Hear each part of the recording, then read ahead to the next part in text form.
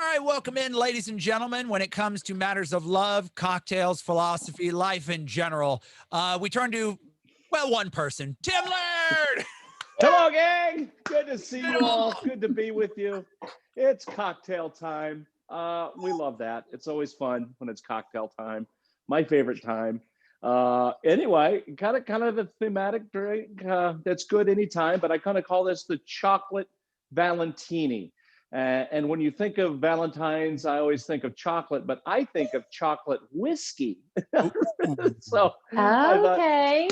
what a fun cocktail this is. Shaker of ice, ounce and a half of vodka, and to that, about 2.5 ounces of the Ballotin real chocolate whiskey. This is delicious, as you all know.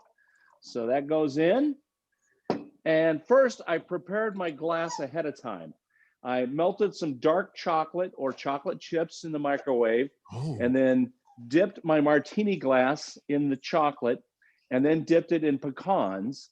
And then on the inside, we actually drizzled some caramel syrup on there. So you've got caramel, dark chocolate, and pecans.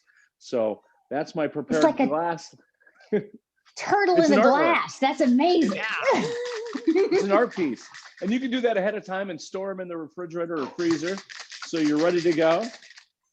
Give this a good shake. And wait till you see this. Oh, beautiful vodka. Nice. Chocolate whiskey. And now the fun part, it's where you can actually taste the pecans and chocolate on the rim. Wow. Oh, that is so good. You know, I just want to lick the chocolate around the rim and then take another sip. It's just. You know, I think I can get Are away. you allowed to do that? It's Just your lick it. cocktail. You're allowed to do whatever. Yeah, when you're done, you'll have this little chocolate ring around your lips. And if you're fortunate enough to have a Valentine, that Valentine might appreciate that chocolate ring around your lips. You know what I'm saying? Exactly. Would that be a chocolate kiss? Look at you. Ta-da. I like it.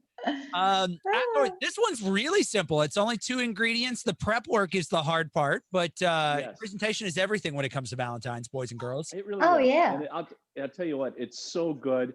I mean, like I said, it's easy to do. Now, you don't have to do the caramel. You could just do the chocolate rim if you want to leave the pecans off, but make it yours, whatever you want to do. Yeah. I like it.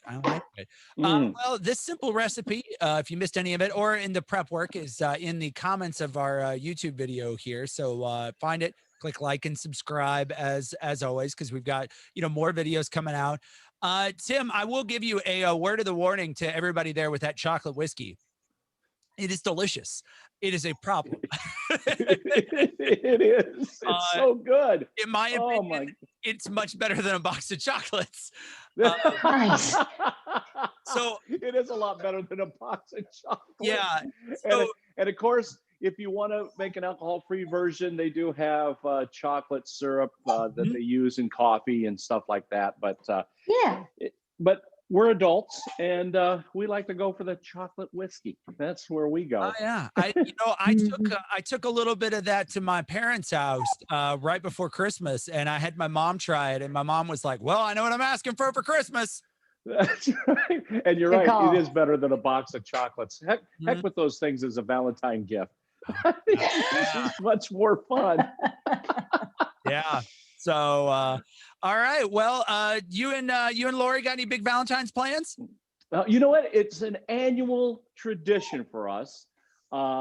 We actually going to have White Castle sliders and Corbel champagne. We've done that for the past, I think, 20 years. it's our awesome. Tradition. It's such a nice pairing. So, did you just?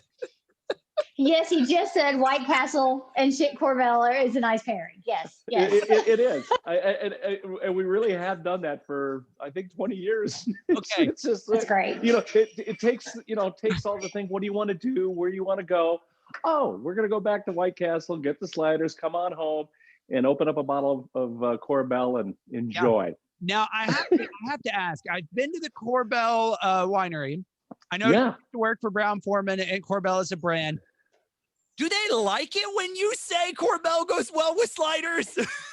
They love it. In fact, we always do a lot of social posting every year. So no, they actually love it, because you know what's great about the folks at Corbel is that they're not pretentious, and it really is a good champagne for the money. And so they appreciate it. And I've always said, you know, everybody gets hung up on wine and food pairings. One thing about champagne, it goes with everything, no matter what you have, whether it be spicy, sweet, savory. It's like a palate cleanser, if you will. So it goes with everything, including White Castle. That's can't go wrong. I mean, you can't go wrong with that. There you go. So much. Now, are you guys getting that to go? How are they doing that this year?